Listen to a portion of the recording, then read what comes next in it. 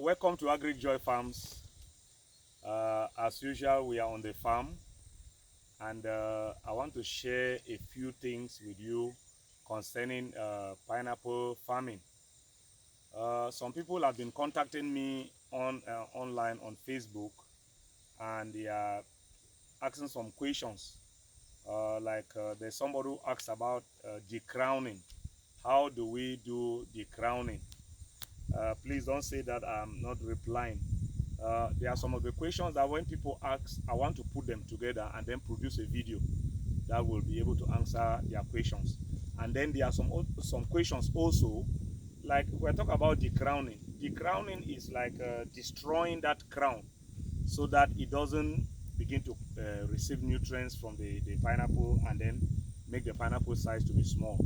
So you have to destroy it. That's something that is practical for me to be able to really, if you say how do we do it online, I will tell you, okay, destroy it, but how do you destroy it?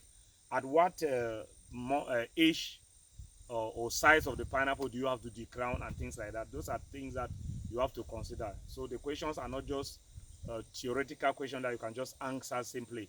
It will be that one can only be when it comes to practicals on the farm. Maybe we have to put the pineapple, the size, and we talk about all those things, and then we decrown it. So that's the reason why sometimes I've not been able to reply. But mostly I want to put the questions together in a category, and then I just treat them. But today I want to share with you a few things to consider when you want to engage into pineapple farming.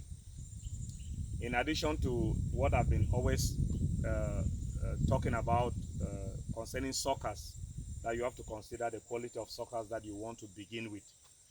That one, I've emphasized that one enough, and I'm sure if you have been on this page for long, you already know this channel for long, you are aware that you have to be careful with the quality of suckers that you use. It's not just any kind of thing that you put in the soil and you expect to get good quality pineapples. So that one said.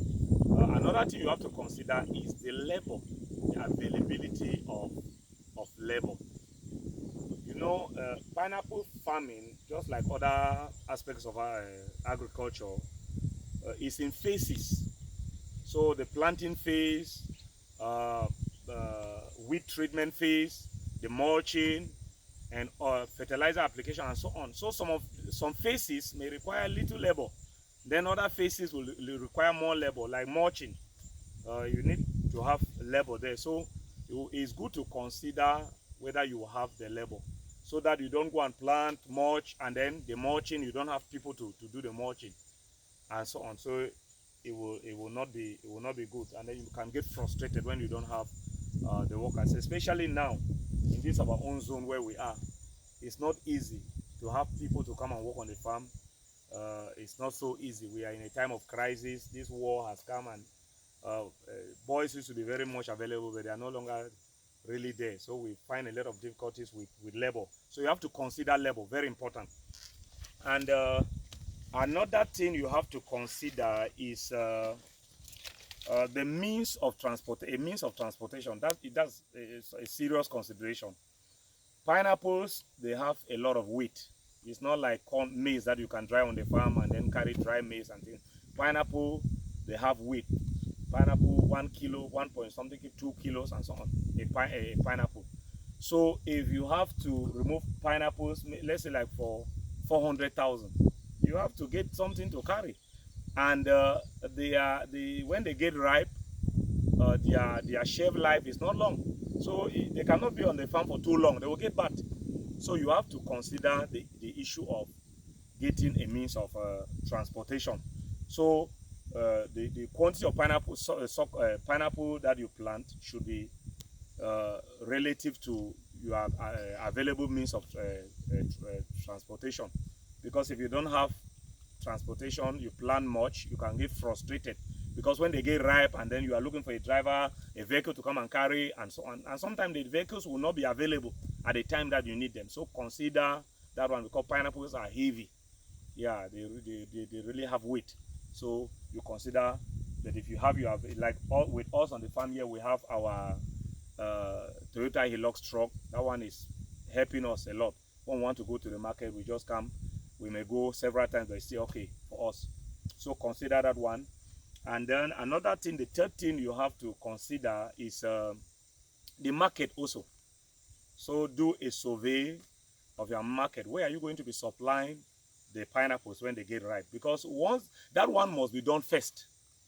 Yeah, don't plant and then you relax and then you are waiting that, okay, when they get ripe, I will look for the market. Because once they start getting ripe, they are just getting ripe and you have to remove them. If you don't remove them, they get rotten on the farm and your money goes. So you have to consider the market. Where am I going to sell the pineapples?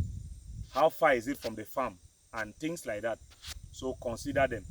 So sometimes if your farm is very close to the town, okay, the roadside vendors, these women will call buy and sellers, they will come to the farm and they come and buy. Once they know that you have, they'll be coming and collecting from you, from the farm, if the farm is not very far away from where they are selling, from the town.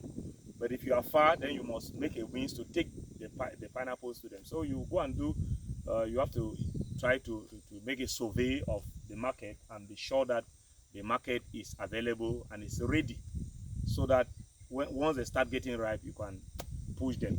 You know, from the beginning when we started pineapple cultivation, we had a lot of challenge with the market when we began, because there were times that we would load those pineapples, go to the women. You know, this buyer and say they have a way of frustrating you. Yeah, that's to me, I'm not very friendly with them, because they have a way that they can really frustrate you. These middle men, women, they want to make all of the profit.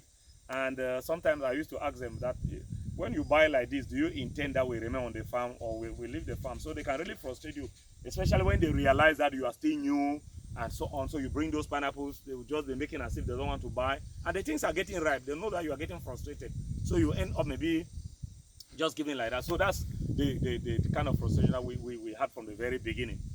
But it was until as destiny will have it, one day we carried the pineapples, we got somewhere, the tire of the vehicle got bad, and then my boys just jumped and said, why are we waiting?